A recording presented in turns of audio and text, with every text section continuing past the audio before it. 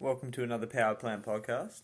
Sitting down, stretching, having just listened to the Richwold podcast number 266 with David Goggins, who is like an ex-Navy SEAL. He's done ultra marathons as well afterwards. Had some health issues and scares, dropped, like 100 pounds or something, and started getting into his running a lot more. But to say that guy has a can-do attitude is a bit of an understatement. He seems to certainly fit a lot of things into his 24 hours in a day. You know, we all have the same amount of time. It's just how you manage it, what you prioritize, and you can't be saying, "Oh, I wish I had more time." We all have the same amount of time in each day. So he stretches. He used to stretch for 8 to 12 hours a day.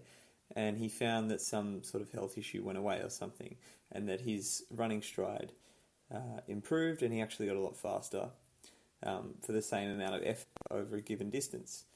And he still stretches for 2 hours a day. So that's what I'm doing now. I'm stretching. Running gains may come quickly. I don't stretch. I've always been very tight. In the sit and reach, I was always very bad. At the fitness testing for the school and stuff like that. So I'm doing a lot of lower back stuff. It's not that my back's sore, but I do a lot of running, so I guess I should do stretching. And I'll let you know of any improvements if they come along. So it just sort of got me thinking, that podcast, about just fitting as much as you can into your day and really focusing in and laser beaming in on what you want to do. You can choose to watch a movie when you go to bed. Before bed, you can choose to read a book before bed. You can choose to sleep earlier. If these things are in line with what your actual goals are, then I guess you're on the right track. Whatever your goal is.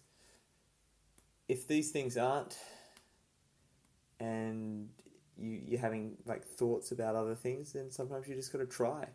Stop questioning things and making up excuses instead of just jumping into it. Sometimes you've got to.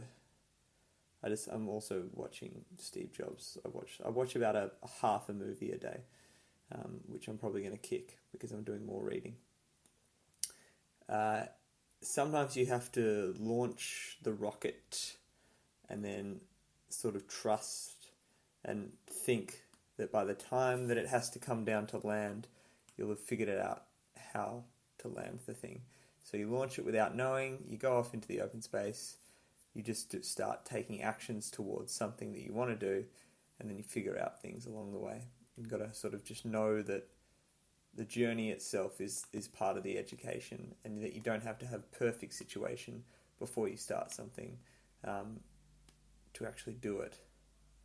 So it's the same with people want to run a race, but they're waiting until they've done a year of training, or they're waiting until they've something is right in their life, then they can start, or then they can enter the perfect situation that, invariably it really doesn't come up. The timing is never perfect.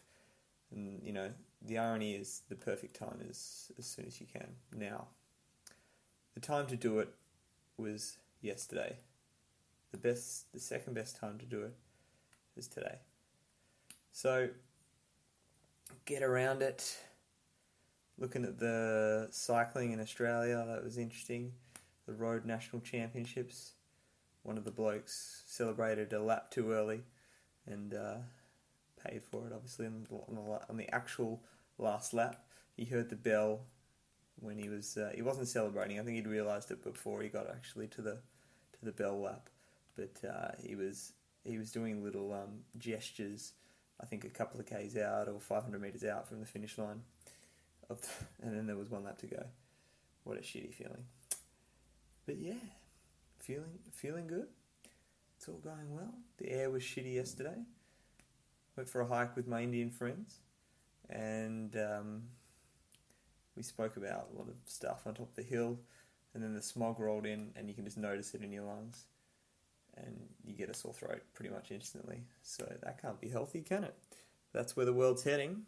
If we keep consuming, humans are a bit of a parasite on the earth. just do what you can to reduce your impact on the planet.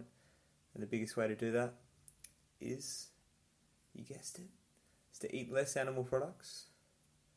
It's to not be taking plane trips everywhere. It's to be... everything adds up, it's shorter showers, but really, when a pound of hamburger or whatever it is, a steak costs on average about 2 months worth of showers, there are easier ways to cut down on your energy, water, and sort of carbon footprint than taking shorter showers and riding your bicycle everywhere, even though that's what you should do anyway, and recycle. It doesn't mean you stop recycling. You still do all those things. You just make sure you cover your bases first in terms of what's on your plate. I actually taught my kids today, and tomorrow, I showed them the food pyramid, but I just typed in vegan food pyramid on Google, and then I just renamed the file, because people who see vegan food pyramid, they probably think you're crazy, but I just call it the food pyramid. There you go. And also did the same with like a model of a plate. You know how they say you got to have your serving of this, your serving of that, your serving of this on your plate. And yeah, I just put the one that it should be, Vegan, there shouldn't even have to be a word called vegan, It's the fact that we've strayed far from the path. We've gone off into some bush that's filled with chronic disease and a world full of suffering. And I can understand that you have to take paths to get to a spot in that our evolution as a species, it definitely involved killing animals and using animals for our own gain. But, we're past that now, aren't we? It's not even for our own gain now. It's killing us in our own way. It's killing us. The dead animals we eat are killing us.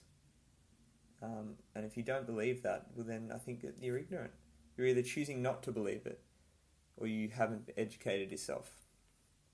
And which one's worse? Choosing not to believe it is obviously worse. You've taken an action. It's like saying, is someone who hunts their own meat worse, or is someone who is ignorant worse? Goes shopping and buys a steak. I think hunters are worse. I think it's... Whilst there's an understanding that you know what's involved, that's why it makes it worse. You know what's involved and you've actually chosen to do it. So that's my position on that. But where was I? Lost it.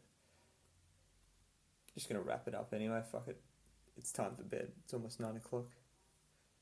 Early to bed, early to rise. Get your sleep in, get your water in. The more carbs you eat, the better you'll feel. I'm talking whole foods, plant-based. Alright, catch ya. See ya.